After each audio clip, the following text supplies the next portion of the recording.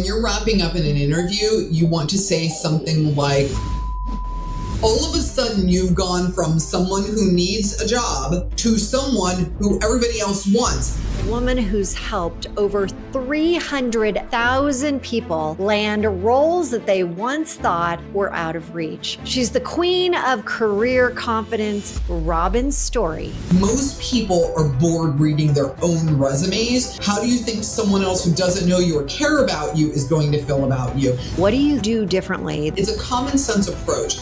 Everything that I write about is really centered around, and I'm just a no bullshit kind of girl, and people appreciate that. How do you pull out the best story? I created something called a storyline philosophy. Think of 3 stories about your career that are short, concise, and end with you won't get lost in the mix.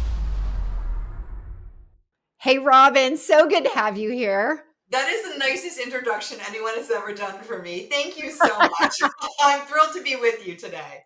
Well, I have to tell you, I was really excited when we started talking about having you on the show. And today it's so relevant, even more so because things have changed so much about getting a job and technology has changed. But before I jump into all of that, I'd love to take a chance to ask you the most significant relaunch that has happened in your life that really changed the trajectory of you and where you are today.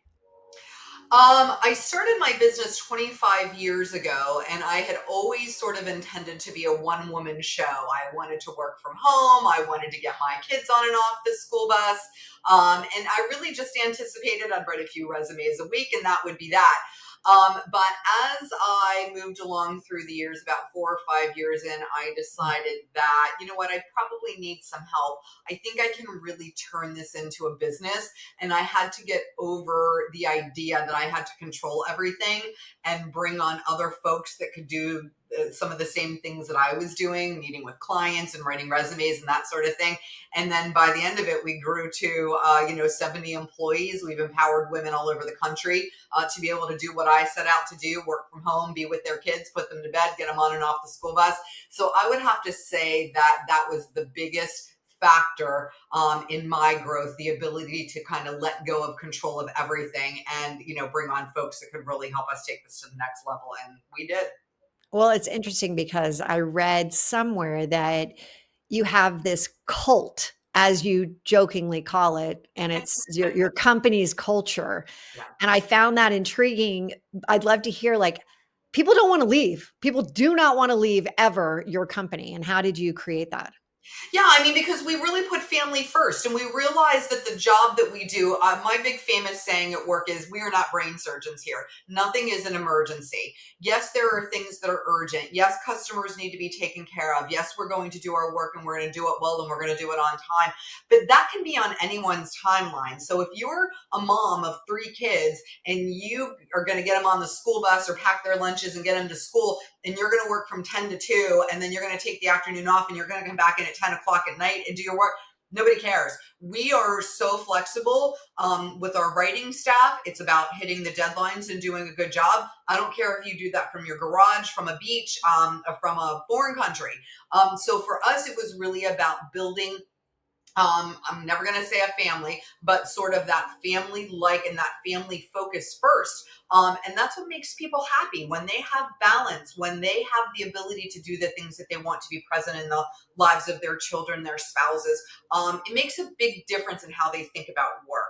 So, we're a small business, 70 employees, but if you take that same philosophy and you apply that in enormous organizations, really the sky is the limit. People will work, work, work. And we get personal here. If you've got something going on in your life, if you've got a health issue, or you've got, I'm the first to send you soup and groceries, right? So it's really about treating people the way you want to be treated. And, we really love our team. We treat everyone, like their lives are the most important thing in their life. And, we just, live with that philosophy day in, day out. And that makes all the difference. That's why people don't leave. I have writers here that had started when their kids were in kindergarten and they're now in college. I mean, so people stay. Okay, so there's something that I've been thinking about. You reach almost 200 million job seekers yearly. Yeah. And you keep writing, you keep building that content. People keep wanting to read it. What do you think it is about what you do differently that, allows you to keep growing? You ended up having great success, sold the business, but I'd love to talk about, like, what is it? There are so many people out there that are leaving their jobs, leaving their career, trying something new. What is it about these tips that just make you like a magnet? It's common sense is what it is. I'm never politically correct in the sense that I won't, call out bad hiring practices, or I won't call out bad recruiting practices. People get on LinkedIn and they seem to be, of course, we're always professional, right? I don't get involved in the fray. I don't get in political debates or anything like that. It's a common sense approach. Everything that we do and I write about is really centered around positivity. It's centered around kindness. It's centered around treating people like you would like to be treated. It's calling out processes in a way that makes people laugh, that makes them relate to what is going on in their own job search. And I'm just like a no bullshit kind of girl, and people appreciate that. In a world where everything seems very, very fake on social media, I put it all out there. I mean, I will talk about things like, my own struggles with infertility and somehow relate that to a job search. I posted a little bit ago about how I bought 22 trees yesterday on a whim, and you relate that to life, and sometimes you just take the chance. I don't know a damn thing about planting trees or growing trees, but I always wanted trees. And it's the idea that sometimes you just have to take the leap, and people need positivity, and they need to be told that it's okay to take that chance, and I'm here for it. So that you brought up something really interesting. How have you seen, since you're like the queen of LinkedIn, how have you seen, you just said your approach is that you're talking about the trees that you just had delivered. Is LinkedIn now the right platform to start sharing more of the personal, the things that are going on in your life? And what is that limit where, like, hey, you crossed it, now you're going too deep? So I did a post yesterday about a client of ours who is, he's actually an attorney, supremely qualified, very experienced, great guy. He also happens to have really fiery political stances. And if you want to go on LinkedIn and you want to talk politics, and you're going to drop a fiery post on LinkedIn about politics, I assume you're looking for a fight and not looking for a job. So after we worked with him in his resume, he was getting a lot of interviews, but he wasn't getting any offers. So we brought him back in and we said, hey, what's going on? Is there something going on with the interview?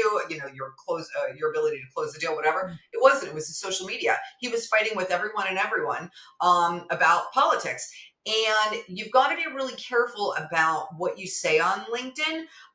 You don't want to consider anything that's going to divide people. LinkedIn audience responds to things that bring people together and make them feel good. So to answer your question, it's a great place to build that kind of presence. You can be honest about yourself without giving too much away. I find that when people get on LinkedIn and they are vulnerable, which is not something that you would ever associate with LinkedIn, they get a lot of attention. So I think that we're craving genuineness as a society because, again, social media, it all feels very, I don't want to say fake, but, it feels very specific to, I'm creating a post and I'm going to say this and I'm going to keep this image where, I'm like, I don't have any image that I want to keep. I don't care what people think. And I'm going to say what's on my mind, but do it in the nicest possible way. Well, you know what? It's interesting. It's interesting you say that because one of my top posts of all time was when I got on, and it was it was right after Christmas, and I'm like, what the hell? One of my top key people quit on me on Christmas Eve. And I'm like, what? And I remember I was in Union Square looking out the window, and I just decided, you know what, at that moment, I'm like, I'm going to share this because this is reality. This is what happens. And it happens to all of us. And I'd rather share what's really going on behind the scenes than be like, oh, everything's great. Merry Christmas. I'm like, oh. So I think that is super important. And I do And in think real life, not everything is great. Nothing is great Robynn, all the time, right? And it's okay to say that. so we're finding a lot of people these days are thinking about leaving corporate, or they're being pushed out, or they're feeling like ageism is happening and they're not getting the promotions, they're not getting what they felt. And for you, I'd love to hear about whether it's leaving corporate or whether it is you're trying to make a move, a career move. What are your tips and suggestions at this point? Because things have changed. And I've heard many, many interviews that you've done that you've never seen anything like this in your 24 years of experience with people trying to get jobs. Yeah, the job market has been insane the past couple of years post-COVID.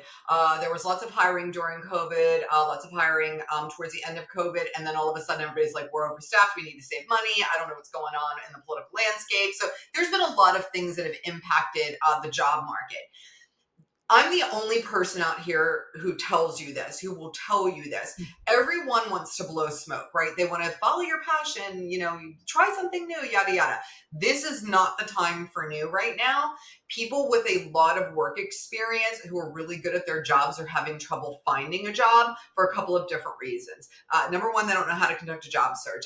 Number two, they're not really sure what they want to do next. And these are career killers in an economy and a job market like this.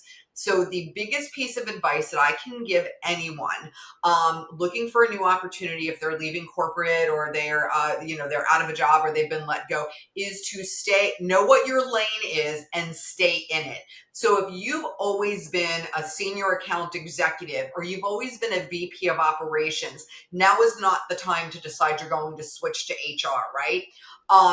You want to make sure that your resume and your LinkedIn profile are speaking about what makes you exceptional as a human being. Also not the time for humility. And going after things that make sense, because right now the recruiter ranks have been decimated. So there aren't as many people with the ability to look at candidates and sort of see that diamond in the rough. We're not going to see that again for a few more years until things level out. So be very specific about the kind of job that you want and make sure that all of your tools are communicating that. That's the best advice that I can give you. A lot of people feel like, oh, this is an opportunity for me to do something different. It is not. It is very hard to make that correlation between what you're doing now and what you might want to do because you have a passion for it, or you have a little bit of experience in it. There's just too many people out there on the market, really good qualified people on the market that are already sort of, shoo-ins for those roles. So stay in your lane. That's the best thing that I can say right now. So I want to ask you, as a woman out there over 50, and it's not happening at corporate, they may have been let go. I have had so many of these people come my way. Yeah. What advice are you giving them when they immediately come in and say, it's ageism, it is happening, this is going down? Couple of things. First thing is you can't change the fact that you're over 50, right? So you want to lean into it. I hate that all job search advice for older people is to look younger. That's bullshit. We're not all going to go get Botox. We're not all going to dye our hair. We're all not going to go get facelifts, right? So we can appear younger, because ultimately you're filling out an application, you're putting on your birth date anyway. The first thing is to lean into your wisdom.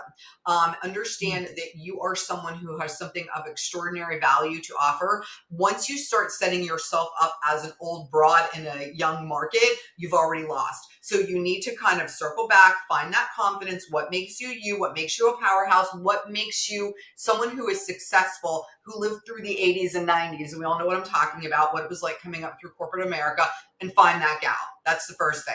The second thing is, there are what I call young companies and old companies. So anybody in a tech startup, anybody in a new industry like an AI or, even some sales industries, go to their websites. If you look at their executive team and you don't see anybody over the age of 40, you're not getting a job there. So you want to look for organizations that already hire and have older people on staff, right? So you're going to find what I call the older companies, the ones that lean into your wisdom the same way that you are. That's the second thing. And then the third thing is, when you're selling it in an interview, I would never refer to your age. Always talk about your experience. You don't have to go back and talk about your experience 25 years ago, but you need to talk about your experience in a way that when you have 20 or 30 years of experience and you're in an interview or you're in a job, there is an insight and a knowledge and an understanding about how to play office politics, how to navigate certain situations that you cannot buy as a young professional. So all of those things that you've acquired because of your age, those are your strengths. Talk about them that way, own them that way, and communicate them that way. And never be sorry for being over 50. Oh, that is like, I think that, and again, it goes back to, it's not just a mindset. You got to own this all the way down.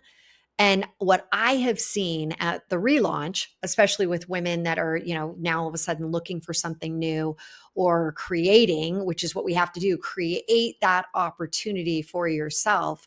You have to be believing that you have all that experience that you have done. And I love your comment about look at the profile of the executives, and that's going to give you a really great indicator of what they're going to be hiring and looking for. So there is a trick that we give to yeah. our clients. I call it the desirability trick. So this is how I tell it. If I go to TJ Maxx and I am meandering through the purse aisle and I see a really phenomenal purse and it looks like real leather and it's, gorgeous, and I put it on and then I look at the price tag and it's $19.99, all of a sudden I'm not interested in it. I want That's it to so be true. $99.99 or $129. Like I want to feel like I'm paying for something, I'm getting something phenomenal at a bargain, right? And I'm like, oh, it's $19.99, it's cheap. So that's the first thing. When you are an older interviewer, whether this is true or not, and I'm going to tell a little white lie.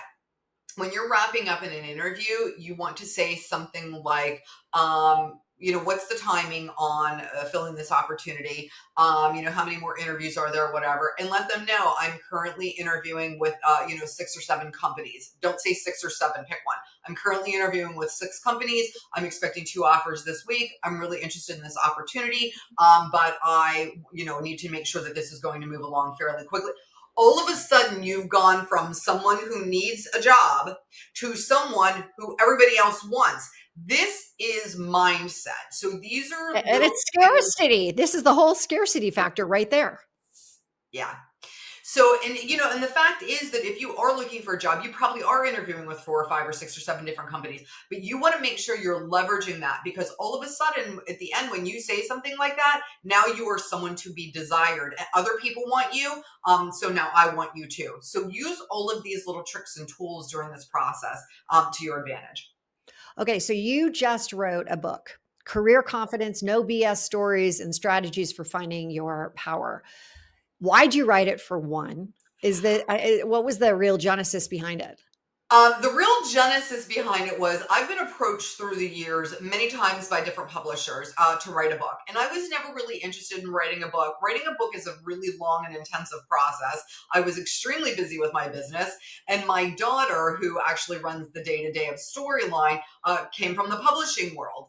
And one day we got an email from my publisher, who is now my publisher. And she said, Mom, you really need to take a look at this. This is a great company. I think you should do this. So we had some meetings and I decided, okay, I'm going to do it. I don't know what the hell I'm going to write a book about. And they said, we don't care what you write a book about.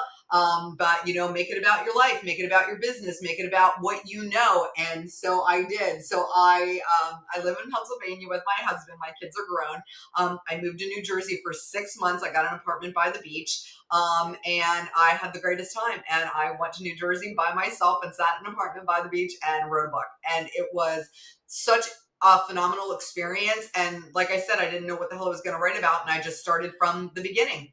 And it was a lot of fun. It's amazing the stuff that you pick up after 25 years in business. So what's the best story in that whole book? I think the best story is, there's a lot of stories about clients that are great stories, but I think the best story is where I talk about how I started my business. I was an executive for a big CPG company, and I decided I was going to quit my job because I wanted to get my daughter on and off the school bus. So I came home one day and I said to my husband, who was actually just finishing his CPA, we were young, and I said, I'm going to quit my job. And he didn't have a heart attack or anything because we were both very poor growing up. So, we were used to living on nothing. And he said, okay, well, what are you going to do? And I said, I'm going to start a business. And he said to me, you can do whatever you want. If you can find something to make enough money to pay for groceries every week, I can float us for a year. So I gave up. I love him. I gave up my big corporate job and I Solid. became a waitress.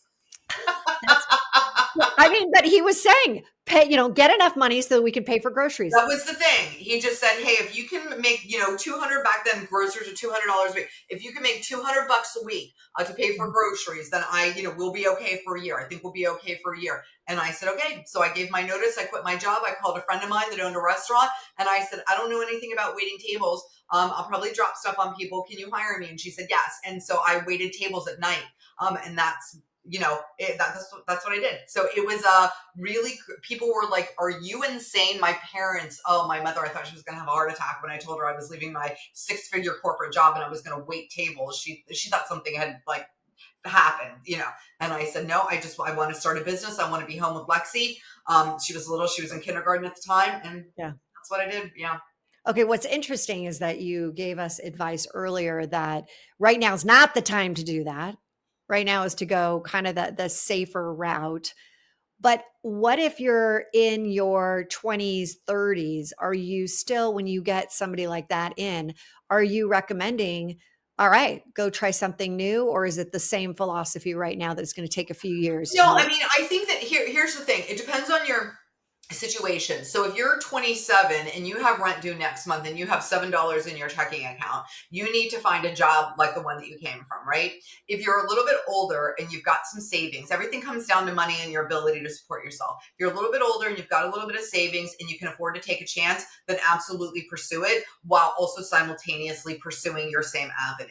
I would never tell someone to not take a chance and start a business or become an entrepreneur. There's never a bad time to do that. Half the time it's not going to work out. Half the time it is going to work out. Even for me, I don't think I made a single dollar in profit for like 6 years, right? So I worked like a dog and didn't make really a dollar for 6 years. So you have to either be committed to it or not. You can always take a chance if you have the security net of a little bit of savings. But when you're young, if you're in your 20s right now, it's difficult. If you're living at home, you can do it. But if you don't have that backup, you can't. Everything really comes down to, like I said, your ability to be able to support yourself. So if you're willing to, my husband and I grew up poor. We didn't have anything. And I mean, even back then, even though I had this job, I mean, we were just really starting out and, I still was paying student loans. So it just, it depends. But it's always a great time to start a business, even in this kind of an economy. So you often talk about how important it is to tell your story, right? You have to stand out. When somebody comes to you and you're just starting to work with them, how do you pull out the best story that's relevant for a specific job opportunity? So I created something called a storyline philosophy, and ours is like a 2-step model. So the first person you're going to meet when you become a storyline resume client is with your interviewer. And I actually had someone on my staff who worked for the CIA. She interviewed terrorists for a living. I hired her within 5 minutes of it.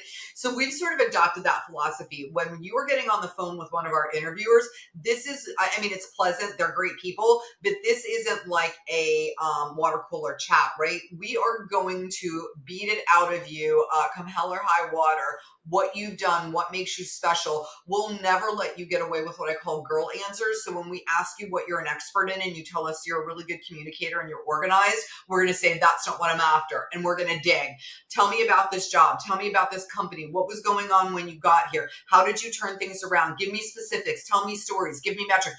We are really about not giving you a pass. Most people never sit down and think about what makes them amazing at their job, but we do that day in and day out, and we know how to get it out of you. And sometimes it's painful, but it's absolutely worth it in the end. God, you're no bullshit. That's for sure. But hey, I got a question for you. So there's a lot of personality tests out there. There's the DISC, there's all these ones. I don't even want to go through it, but what are the ones that you are really like, hey, this would be good to know about yourself? Is there anything that really stands out? I don't think that I've never been a big fan of the personality tests and where they sort of assign you like a disposition, because I think that most people change year to year depending on their experiences. I think it is much more important to be self-aware than it is to know what sort of personality flavor you fit into. So no, I'm not a big fan of that. And the thing of it is, the whole personality test to me feels very divisive, because you and I have been around long enough to know the really weird guy in IT that's super quiet, can't hold a conversation, maybe isn't going to be chatty with you, is the most brilliant guy on that team. And I feel like these personality tests are not good for people like that. There's a lot of neurodivergent people. We're all about inclusion now, right? But all of these things are designed to push you out. So I feel like organizations that use an excessive amount of testing and personality trait classifications and all of that all end up with people that talk and feel and perform and act the same way. And that's ultimately not the objective, right? So not a big fan. So don't spend money on that. So in your book, you give a bunch of tips that you're like, you got to do this. You got to, in order to make this successful. People that are listening right now that are going to be going out and interviewing, what are the key, like massive tips in your book that you're like, you need to know these? So I think the first thing is, so if you're interviewing for a job, know your shit, right? I mean, it is basically that you need to, I remember one time being in an interview, I was interviewing someone and she came in and she's like, what is this job again? Well, right then and there, I mean, you know what, that drives me nuts when even people coming on this show and they're like, I've never listened to one. I'm like, really? Like, come on. And so I agree. That is something we all have access to everything in our fingertips right now. Yes. Know the company, know what their mission is, know what their philosophy is, know what they make, know where their struggles are. These things are common knowledge, right? That's the first thing. The second thing is obviously to be prepared in a way to tell your story that doesn't feel disheveled. So what I tell our clients is, think of 3 stories about your career that are short, concise, and end with a number. So I was the VP of operations. I went into the organization. It was a little bit of a mess. Within 12 months, I totally reorganized the team and I saved 12% in budget. That tells me, mwah, beautiful. I go in, I get my stuff done, and here's my result. So have 3 little things that you can refer back to in an interview and memorize them. I'm going to Marsha Brady you. Stand in front of the mirror and practice them in front of the mirror before you go into the interview. And then you won't get, lost in the mix. That's so funny. I'm going to Marsha Brady you. I totally remember that episode. Yes. And it's important. Know your stories. Know your stories and be able to quantify. So even if you're not in a position where your performance is measured in dollars, everyone can quantify something. I say quantify things in dollars if you can. Percentages are okay. People are eternally attracted to money. So if you can say something like, I saved the company $312,000 by doing X, Y, Z, that is impactful because we all love money. Don't let anybody tell you different. So just have those things in your back pocket. And then confidence level. Even if you go into an interview like a wet noodle, you're never going to win a job, right? You can be confident. You can still be humble without, and while still being confident. You never want to go in with a huge ego unless it's the kind of company that is looking for that. So even if you've got to fake it, even if you had a really shitty day, even if you're on your 17th interview and you haven't gotten a job offer, people are attracted to that confidence. So do what you need to do, whether or not it's treat yourself to a new haircut or go get your eyebrows waxed or do whatever. Look your best, feel your best when you're going into that interview because people are attracted to it. That is critical. And most career coaches' resume comment, they're not going to tell you that, but that's real life. Okay, so Robynn, how can people leverage AI these days? So the way we leverage AI here is when we're creating your resume, we ask all of our clients to send in a couple of job targets that they're interested in pursuing. So we'll take all of those job targets, we'll drop it into our AI tool, and we'll say, tell me the top 10 keywords in these job targets. And it does its thing and it spits it out. We make sure that we're building stories and, commonsensical phrases and terms and descriptors, including those keywords. You want to do it in an organic way. What you don't want to do is use AI to write your resume. Everybody's crazy about AI, and everybody thought, oh, I'll just use AI to write my resume, my cover letter. People are being kicked out of the system because now the ATS systems have detectors on them. I talk to recruiters every single day. They might get 300 applications and 295 of them have the exact same cover letter. So people are not impressed with your use of AI. There is still something to be said about being very genuine in your approach, referring to specific things in your cover letter, referring to specific things in your resume, and not trying to align your keywords in a way that doesn't make sense. So you can use AI, just don't let it write your resume or write your cover letter, because you're never going to get anywhere. And what are the main jobs that are actually being taken from with AI right now that you're seeing where it's like, dude, do not Oh, go people into in that? communications, man, it's like a bloodbath out there. Data analysts, forget it. There's going to be. They say that AI is going to replace all bank tellers, right? You're already seeing a lot of that, and we have seen a lot of that in customer service. It's going to replace a lot of jobs. I think Microsoft announced 27,000 layoffs. I mean, or was it Microsoft this week or Nvidia? No, Nvidia hit 4 trillion in market cap. I think it was Microsoft. I mean, they're going to be using AI across the board. I mean, AI is going to be doing purchasing. It's going to be doing ordering. It's going to be doing accounting and bookkeeping. I mean, AI is going to creep itself in every facet of an organization in the But future. Robyn, I gotta say something though. You just said that stay in your lane. What if your industry, your position is getting crushed? What do you do? Yeah, so not every company is going to replace a data analyst with AI, but the big companies are. Not every company is going to replace an accountant with AI, but the bigger companies, they seem to have a better handle on that technology. So people are definitely going to have to adapt and figure out where your skill set, I hate the word transferable, but where they are transferable. So if you're coming from a very data or admin driven place, make sure that you find out and figure out and talk to someone or do the research of what those skills are and where they're going to translate. There's always going to be jobs that AI can't do, right? I mean, AI is never going to replace a nurse. AI is not going to replace a plumber. AI is not going to replace a leader in an organization. AI is not going to replace HR. It's going to replace some functions of it, like maybe managing payroll information or whatever the case may be. But you're going to have to figure it out as you go along. I mean, I think we're all sort of working in the dark here. Today it could be data analysts. Tomorrow it could be something else. Tomorrow it could be, I'm hoping AI replaces like air traffic controllers or, toilet cleaners. I mean, this is where we really need to be applying our, knowledge and understanding of AI.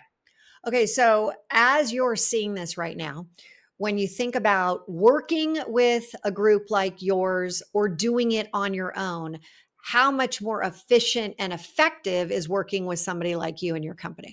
Yeah, I mean, I think I think it's very difficult for a lot of people to tell their own story, right? Because we're not all sitting around all day long thinking about ourselves and how awesome we are. So when you're going to write your resume, most people dummy up. They can't remember. They didn't keep track. They don't know what those numbers are, blah, blah, blah, blah, blah. So when you get up with somebody like us, that we've been doing this for a very long time and we're doing this incredible deep dive and we're making you think about stuff that you haven't thought about in 15 years, that's really where the value comes in. And then obviously the way that we approach our storytelling efforts in your resume. When I'm reading about you, I want to make sure that I feel like you're someone that I want to meet. Most people are bored reading their own resumes. And if you are, So it's true. How do you think someone else who doesn't know you or care about you is going to feel about you? So that's really the value that we bring. We're telling a story that's compelling enough that says, hey, I need to meet this person in person or by Zoom or whatever. Robyn, Storey, how do people get in touch with you? You can go to our website, www.storylineresumes.com, and Storey is a play on my last name, so it has an E in it, or you can text and call us at 724-832-8845.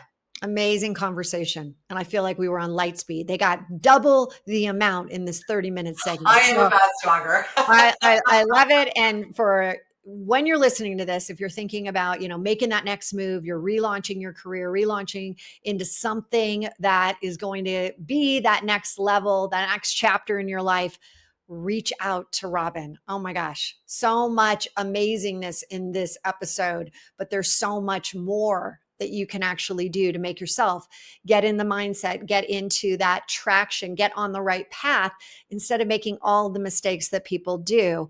Don't do it alone.